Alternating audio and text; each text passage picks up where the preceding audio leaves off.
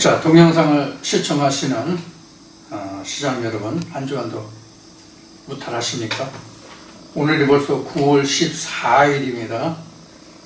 세월이 옛날에는 수활 시위를 떠난 수온살과 같이 지나간다 그랬는데 지금은 광음과 같이 지나가는 것 같습니다. 빛과 소리 그 속도만큼 세월이 빠른 것 같습니다. 벌써 금년도 이제 그 9월이 지나면 이제 10월 초가 또 이제 추석이 있고 그래서 한 주가 금방 가겠죠. 10월 초는요.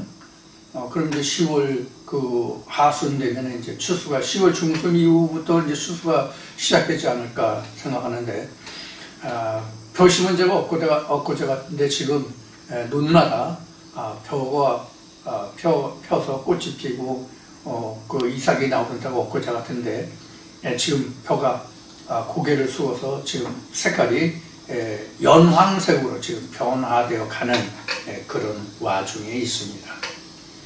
자, 오늘은 여러분들과 함께 아브라함과 이삭과 야곱의 복음의 재정리, 아브라함과 이삭과 야곱의 하나님, 오늘 이틀째 두 번째 날을 맞이했습니다. 오늘 여러분들과 함께 인용한 말씀은 아브라함과 이삭과 야곱의 하나님이라는 말씀이 많이 나오는데 오늘은 출애굽기 2장 24절 말씀으로 시작을 하겠습니다. 출애굽기 2장 24절 24절 25절 짧으니까 두 절만 보겠습니다. 출애굽기 2장 24절 하나님이 그 고통 소리를 들으시고 아브라함과 이삭과 야곱에게 세운 그 언약을 기억하사 이스라엘 자손을 권념하셨더라. 이렇게 기록하고 있습니다. 자, 출애굽기 2장 24절 그 아브라함과 이삭과 야곱 하나님 이 말씀을 이제 인용했는데 여기에 전제된 게 하나 있어요. 뭐냐면 하나님이 그 고통 소리를 들으시고 이랬거든요. 하나님이 고통 소리를 들으시고 그러면 이 고통이라는 게 뭐냐면 이스라엘 백성들이 일찍이 가나안 땅에서 그 야곱 때에 그 아들 요셉이 애굽으로 가서 총리를 하면서 그 가나안 땅에 흉년이 들었을 때에 그 야곱의 12아들들과 그 족속들이 다 그 애굽 땅으로 내려갔죠. 그 애굽 땅으로 내려갔는데 그래서 가나안에서 이스라엘 자손들이 즉 야곱의 후손들이 정확하게 하면 아브라함의 후손들이 애굽에 가서 살게 되었단 말이에요. 근데 애굽에 가서 살다 보니까 어떻게 했어요? 남의 집살이를 했다고, 종살이를 했다고. 종살이를 했다는 얘기는 내 나라 내 땅이 없었다는 뜻이에요. 여기서는요. 내 나라 내 땅이 없고 하나님이 가나안 땅을 언약하셨지만 가나안 땅에 들어가지 못하고 애굽에 가 있다. 그래서 종살이라고 표현한 거예요. 그래서 남의 땅에 살다 보니까 그 종살이 하다 보니까 자기 모든 그 권한이 다 박탈당해 있는 거잖아요. 자기 권한이 모두가 다 박탈되어 있는 상황이기 때문에 이스라엘 백성들이 하나님께 부르짖었다고요. 우리가 하나님이 우리 조상 아브라함 때 가나안 땅을 주어서 거기서 우리가 살게 한다고 하셨는데 우리가 지금 애굽에 내려와 가지고 이렇게 힘들고 어려운 삶을 살고 있습니다. 그런데 우리 삶이 날로 평안해지는 게 아니라 우리 삶이 더욱더 곤핍합니다. 우리 삶이. 그래서 하나님 우리를 굽어 살펴주세요. 이렇게 이스라엘 백성들이 부르짖었단 말이에요. 그것이 하나님이 듣게 되신 거예요. 이스라엘 백성들이 부르짖으니까. 이것이 이제 복음서에 와서 우리가 이 말씀을 예수가 한 말을 인용한다면 물론 구약의 말을 인용한 거지만 어느 한 관원이 있는데 하나님도 두려워하지 않고 아무도 세상에 두려울 곳이 없어. 그런데 한 과부가 와서 너무나도 관리한테 힘들게 하는 거야. 번거롭게 하는 거야. 그러니까 내가 저가 두렵진 않지만 저가 나를 번거롭게 하니까 내가 저 사람이 뭘 원하는지 내가 들어봐서 그것을 들어줘야 되겠다. 이런 그 인용의 말씀을 예수가 하시죠. 마찬가지로 이스라엘 백성들이 하나님께 자기들의 근고함을 고하였을 때 하나님이 들으시고 하나님이 아브라함과의 언약을 기억하신 거예요. 여기에 의미하는 바가 굉장히 커요. 여기에 의미하는 바가 굉장히 크다고요. 제가 전에 현재 동영상에는 나와 있지 않지만 이 동영상이 유튜브에 올라오기 이전에 그 부흥회라는 것을 1년에 2차례씩 했었는데, 일주일씩 1년에 2차례씩을 했었는데, 그때 제가 한 말이 있어요. 우리가 어느 교회에 가든지 술에 취해서 안주만 찾아 먹고 있으면 우리가 절대로 출애굽을 할 수 없다 하는 이야기를 한 적이 있어요. 무슨 뜻인고 하니, 우리가 신앙생활을 가까운 교회나 자기 마음에 합하는 교회에 들어가게 되잖아요. 처음 신앙생활의 시작이 건물의 교회에 들어간다고, 말씀의 교회에 들어가는 것이 아니라 우리가 처음은 하나님의 말씀의 교회에 들어가는 것이 아니라 건물의 교회에 들어간다고. 이거 잘 들으세요. 무슨 얘기인지요. 오늘 말씀을 잘 들으시면 여러분들 우리 신앙생활이 어떠하다는 그것을 여러분들이 느끼실 수 있을 거예요. 그래서 우리가 맨 처음에 건물의 교회에 들어가요. 건물의 교회에 들어가서 하나님의 말씀이라는 것을 우리가 듣게 돼요. 처음 듣게 돼요. 처음 시작이 누구든지 다 그렇죠. 그렇게 시작이 되는데 거기에서 우리는 하나님의 음성을 처음부터 들을 수가 없는 거예요. 하나님의 말씀을 처음부터 우리가 들을 수가 없는 거라고. 하나님의 말씀을 처음부터 들을 수 없다는 성경의 증거가 무엇인가 하면 지금 여러분들과 함께 나누고 있는 아브라함과 이삭과 야곱의 하나님이라는 말씀의 뜻이에요. 그 이전에는 우리가 하나님의 음성을 안 들었습니까? 그 이전도 우리가 하나님의 음성을 들었다고. 다만 우리가 건물의 교회에 들어가서 들었느냐 아니면 세상에서 사람과 사람을 통해서 우리가 일반적으로 들었느냐 이 차이만 있는 거예요. 교회에 다니지 않는다고 해서 오늘날 같으면 하나님을, 예수를, 성령을 알지 못하고 듣지 못하는 사람은 거의 없다고. 지금은. 그러면 성경에서 드러난, 성경에서 기록상으로 나타난 그 증거들을 보면 창세기의 천지창조하고 그 시작이 아담부터 시작하잖아요. 창세기 2장에 아담의 코에 생기를 불어넣은 것부터 하나님의 일의 시작이거든. 창세기 1장은 사실 하나님 혼자 하신 일이에요. 창세기 1장은 하나님 당신께서 하신 일이라고. 상대가 없는. 무슨 뜻인지 이해하시겠어요? 창세기 1장의 기록은 하나님 당신께서 혼자 하신 일이라고. 그럼 하나님이 처음 사람과 접한 것이 언제냐면 창세기 2장 7절부터라고. 사람의 코에 생기를 불어넣은, 사람의 코에 생기를 불어넣은 그 사람으로부터 하나님이 처음 일을 하신 거라고. 누구와? 하나님과 사람과 함께. 그래서 창세기 1장은 하나님 혼자 하신 일이라고. 그래서 사실 따지면 우리하고는 직접적인 관계가 창세기 1장은 없어요. 왜 직접적인 관계가 없다고 하느냐면 하나님의 기운이 내게 임하지 않았기 때문에, 하나님의 기운이, 하나님의 신이 내게 있지 않기 때문에 창세기 1장은 사실 있으나 없으나 관계없다고.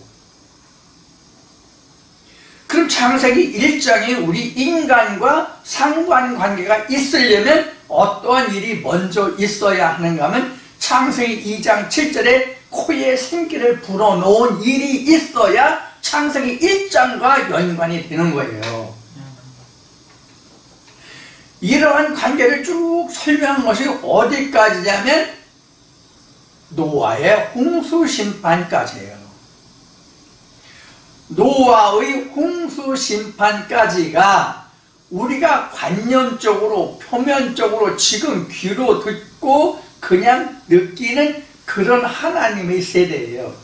이것을 우리는 뭐라고 얘기하냐면 언약이라고 얘기하는 거예요. 언약.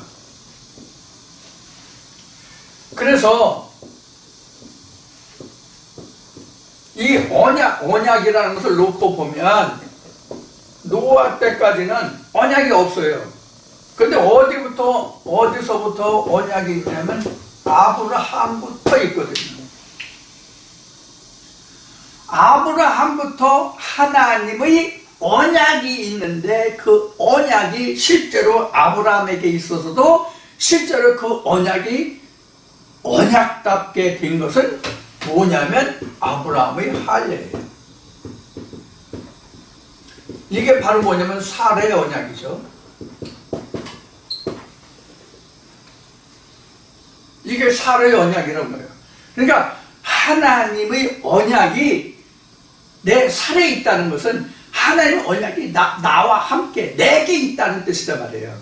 이전에는 하나님의 언약이 없는 것이 아니라 하나님의 언약이 있을 때 이건 표면적인 것이었단 말이에요. 표면적. 즉 이것은 하나님께 상대적으로 하나님께 있었던 것이지 내게 있었던 것이 아니란 말이에요.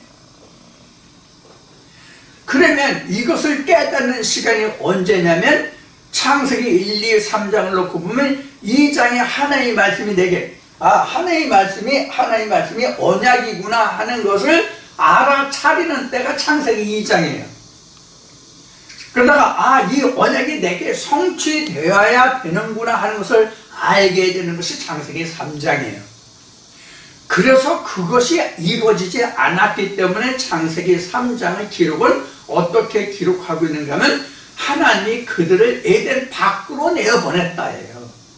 사실은 이미 이 창세기 공부할 때 언급을 했지만 하나님이 우리를 에덴 밖으로 내어보낸 것이 아니라 우리의 상태가 하나님의 그 실상을 언약을 알지 못했기 때문에 그 상태가 에덴 밖에 있는 거예요. 그럼 이게 언약은 뭐냐? 이게 바로 에덴이에요. 이 언약이 바로 에덴이라고. 왜 그런지를 설명을 드릴 거예요. 에덴이고 이게 뒤에 설명 나오는 것이 이게 보면 천국이에요. 하나님 나라예요. 이 에덴이. 자, 그럼 왜 에덴이 하나님의 언약이 되느냐? 왜 하나님의 언약이 에덴이 되느냐? 창세기 2장 7절에 하나님이 아담의 코에 생기를 불어넣으셨나요? 생기를 불어넣으시고 하나님의 생기가 들어간 자만을 위하여 지은 땅이 에덴이잖아. 다시 말씀드려요. 하나님이 아담의 코에 생기를 불어넣으신 다음에 그 생기가 들어간 아담으로 해서 살 곳을 예비하신 곳이 어디다? 에덴이다.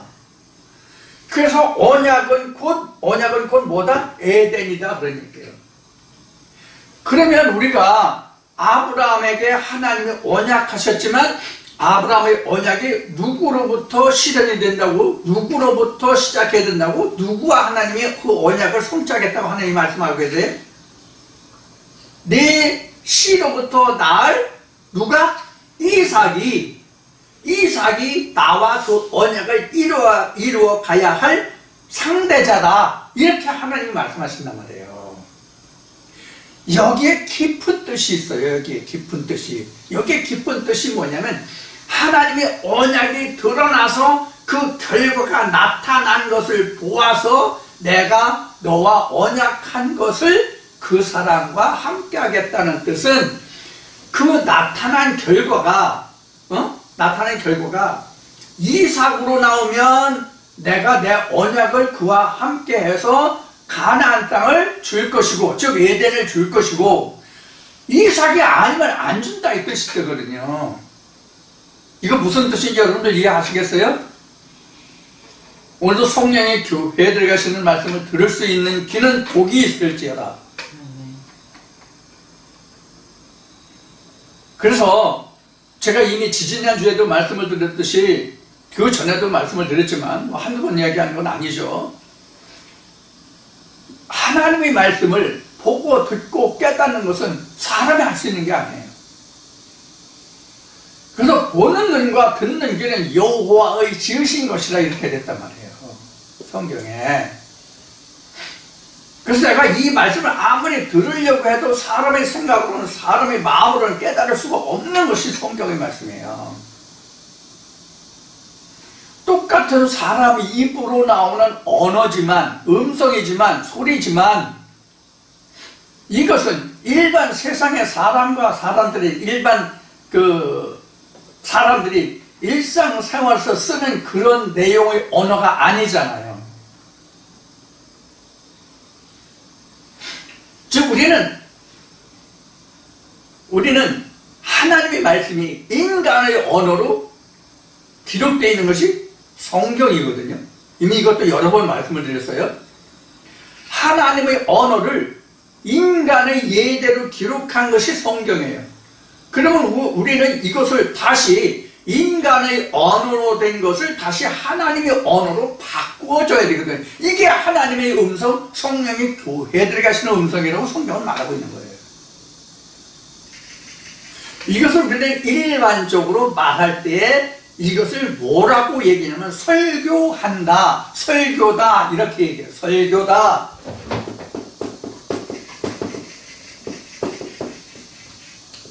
설교다 이렇게 얘기해요. 설교. 근데 우리는 이 설교라는 얘기를 그렇게 좋은 뜻으로 받아들이지도 않아요. 이 설교라는 말을 좋은 뜻으로 받아들이지 않는다는 뜻은 어떤 뜻인가 하면, 우리가 일반적으로 얘기 전에 누가 장황하게 어떤 내용에 대해서 설명하면 저 사람 또 설교하고 있네 이런 식으로 얘기하잖아요. 이게 폄훼하는 거거든. 자기 주장만 옳다고 떠들어댄다는 뜻이 저 설교하고 있네 이런 뜻이거든요. 근데 이것이 명심보감이나 그 한문을 보면 이 설교가 무슨 뜻이냐면 기쁜 가르침이, 기쁜 소식의 가르침이라는 뜻이 설교예요. 복음이라는 뜻이 기쁜 소식이거든요. 즉 해피 뉴스, 굿 뉴스, 이게 설교예요. 원 뜻이, 설교는 원 뜻, 성경에서 말하는 설교라는 뜻이, 복음이라는 뜻이. 그러면 이 설자가 뭐냐면 바로 이런 뜻이거든요. 설자가, 이 한문의 설자가 이게 무슨 뜻이냐면 이런 뜻이에요.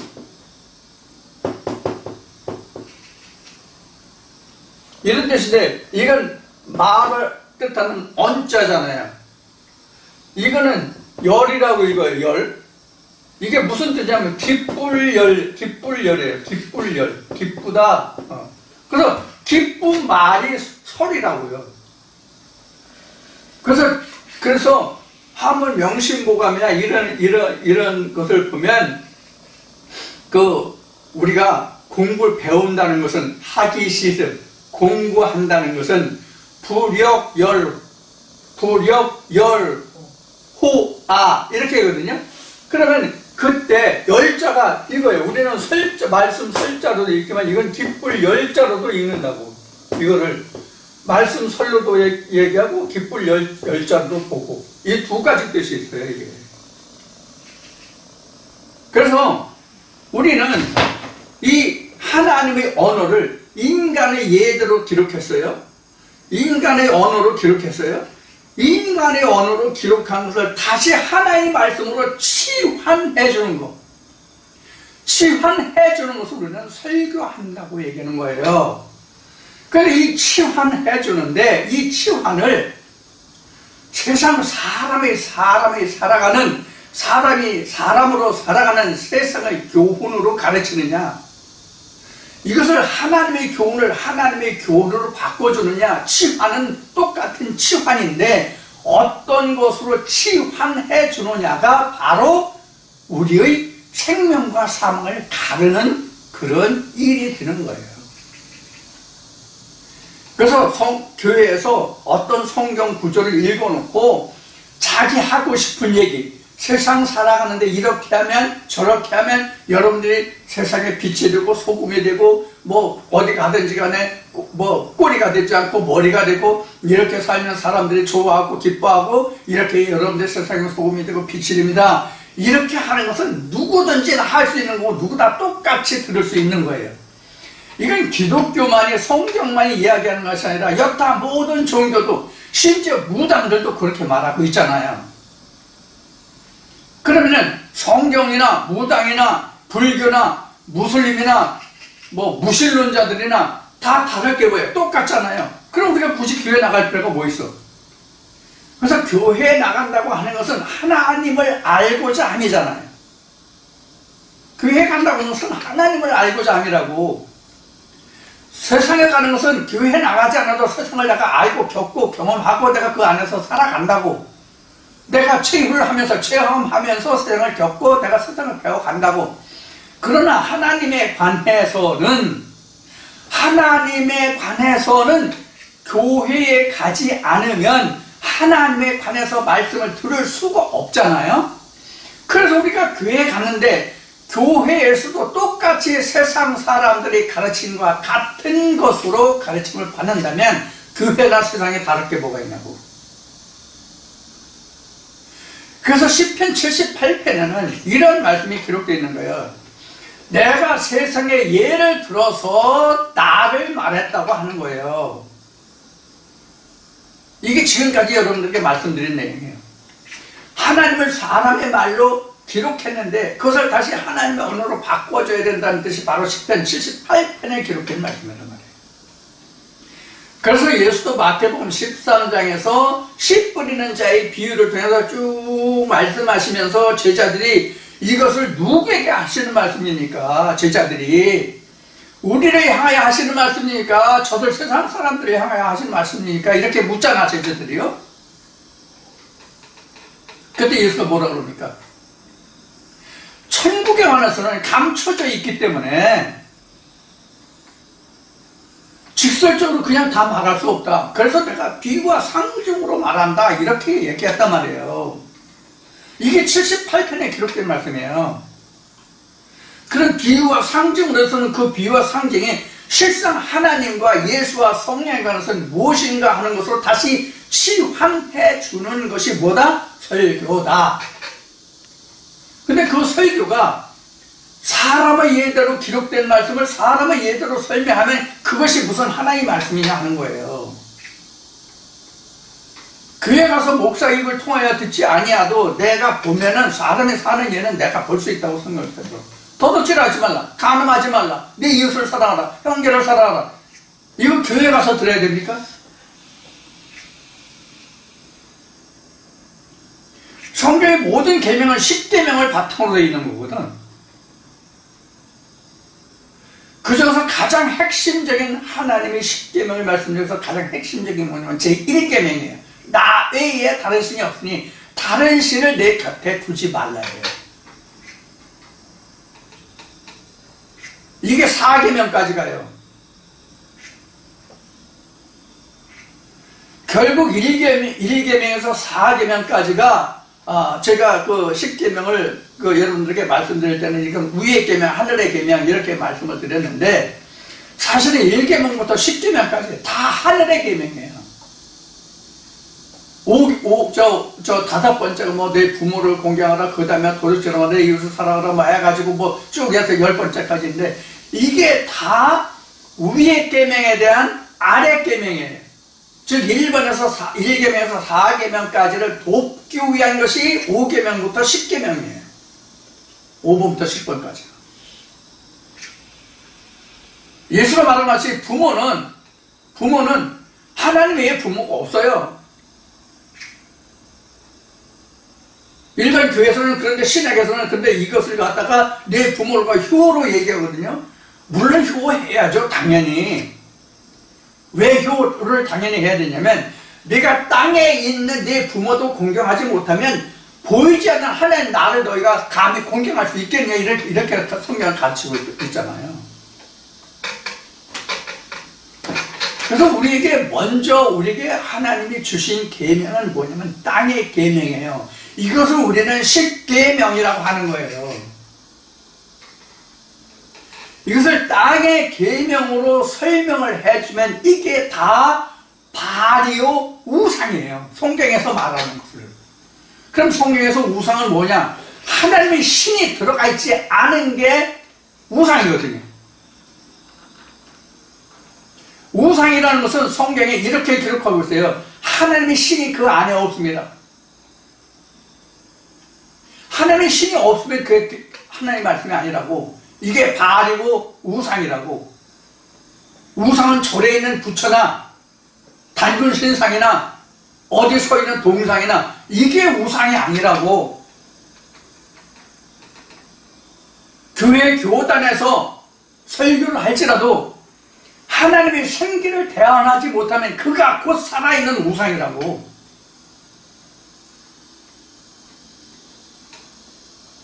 이것을 우리가 생각하냐고. 이러한 과정이 어디까지 오냐면 노아의 홍수심판까지 오는 거예요. 성경에서. 창세기 1, 2, 3장에서는 2장 3장까지지만 그 4장부터 창세기 4장부터 역사를 보면 노아의 홍수심판까지 오는 거예요. 그게. 노아의 홍수심판에서 이 구름 속에 무지개를 보지 못한 자들에게는 오늘날도 홍수심판이 있다 없다? 있다라고 말씀드렸잖아요. 눈에 보이는 홍수심판이 아니라 말씀과 말씀이 다 무디라고 그랬죠? 창세기 1장 1절로 보면 하나님이 천지를 창조하셨다고 되어 있고 창세기 1장 2절로 보면 하나님이 신이 수면에 운행하셨다 이렇게 되어 있다고 그랬죠? 그럼 물 밖에 운행하셨다는 얘기예요. 그럼 모든 세상을 그때 당시에 뭘로 보냐면 창세기 1장 2절을 바탕으로 하면 세상을 물로 보신 거예요. 그럼 그 물이 실제 우리가 먹고 마시는 그 물을 얘기하느냐? 아니란 말이에요. 성경에서 말하는 물은 뭐냐면 사상이에요. 사상, 신조. 성경에서 말하는 물은 신조라고. 신조, 사상. 그래서 이것을 제가 그동안 설명을 많이 했지만 이 성경에서 성령을 뭐라고 얘기하면 스피릿이라고 얘기한다고. 이 스피릿이 이게 바로 그런 의미를 가지고 있다고 생각하시면 돼요. 여러 가지 많은 뜻으로 이 스피릿이라는 말이 쓰고 있지만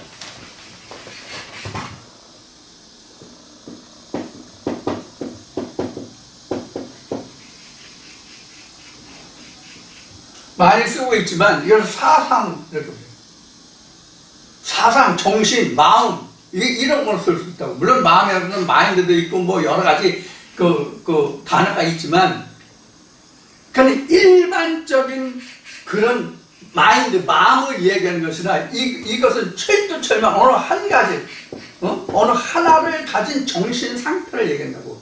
똑바르고 올곧은 그 순전하고 온전한 정신 상태, 그 하나가 스피릿이라고. 우리가 언어적으로 사용하는 것은 많은 뜻이 있겠지만 성경의 하나님의 언어로 놓고 봤을 때 이렇단 말이에요.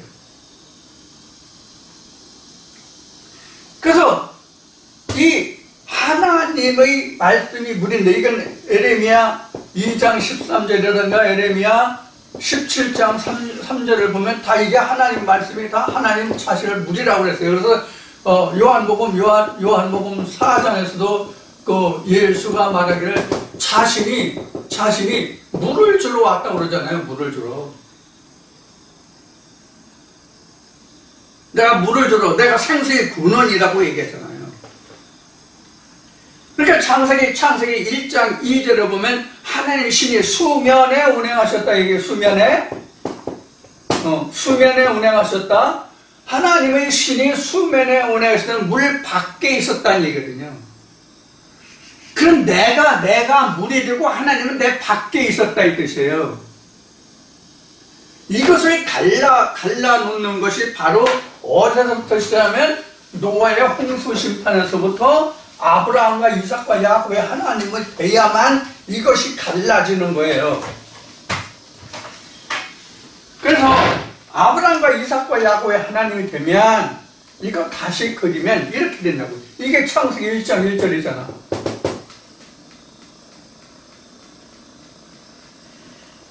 이게 창세기 1장 1절이잖아요. 하나님이 태초에 천지를 창조하시니라. 이게 바로 구렁이잖아요. 구렁. 근데 이게 하늘로 나왔잖아. 샤마임으로. 여긴 엘로힘이고 여긴 에레치고. 그래서 이거를 누가복음 16장에서는 이거를 예수님이 뭐라고 하면 이거를 예수님이 이것을 뭐라고 그래요? 구렁이라고 그랬단 말이에요. 구렁. 그러면 여기가 창세기 1장 첫째 날 1장 3절로부터 첫째 날 창조는 여기가 바로 뭐냐면 하늘 샤마임이라고 그랬는데 여기가 왜 구렁이 됐느냐? 이 하늘은 하늘의 그림자라고 되어 있거든. 성경에 하늘의 그림자. 여기는 참하늘이란 말이에요. 여기는 참하늘. 여기는 이 참하늘의 그림자. 그럼 우리가 교회에 가서 우리가 여기 있는 거거든. 우리가 예배자가 교회에 가면 우리가 여기 있는 거라고. 예배자가 여기 있다고. 그럼 목사가 여기 있는 거예요. 목사가 여기 있고, 목사는 그럼 뭘 가지고 하느냐? 이 엘로힘 참 하늘을 보고 목사가 교회에 가는 사람들을 향해서 참 하늘이 이렇다라고 얘기해 주는 거거든. 그래서 앞에 얘기했듯이 설교가 뭐라고 얘기했죠? 설교가 뭐라는, 어떤 의미라는 걸 얘기했죠? 바로 목사가 참 하늘의 그림자로서 예배하는 자들에게 알려주는 이것이 설교가 돼야 된단 말이에요. 그런데 똑같은 세상을 이야기하면 이것이 어떻게 설교가 되느냐? 그래서 이러한 것을 하나님은 성경에 뭐라 얘기하냐면 내게 악을 행한다 이렇게 되어 있다고. 그럼 이것이 왜 악을 행하는 것이 되느냐? 하나님을 전해서 그 백성들이 하나님의 참 모습을 알게 해야 되는데 세상의 것으로, 사람의 것으로, 거짓 것으로 알게 하잖아요. 그러니까 하나님이 보실 때는 그들이 악을 행한다고 한 거예요. 그 중에서 가장 큰 것이 십계명에 보면 살인하지 말라 나오죠? 이게 살인이라고, 요게. 근데 살인이 육신을 죽이는 것이 아니라 하나님의 영을 죽이는 살인을 하는 거예요. 하나님의 영이 못 살잖아. 세상 것으로 하면 하나님의 영이 살아야 되는데 세상의 영이 살잖아. 그래서 성경이 이렇게 이야기하고 있는 거예요. 죽어야 할 영은 살리고 살아야 할 영은 죽인다라고 성경이 기록하고 있는 거란 말이에요. 그래서 이런 본문조차도 들어봤는지 안 들어봤는지 모르겠지만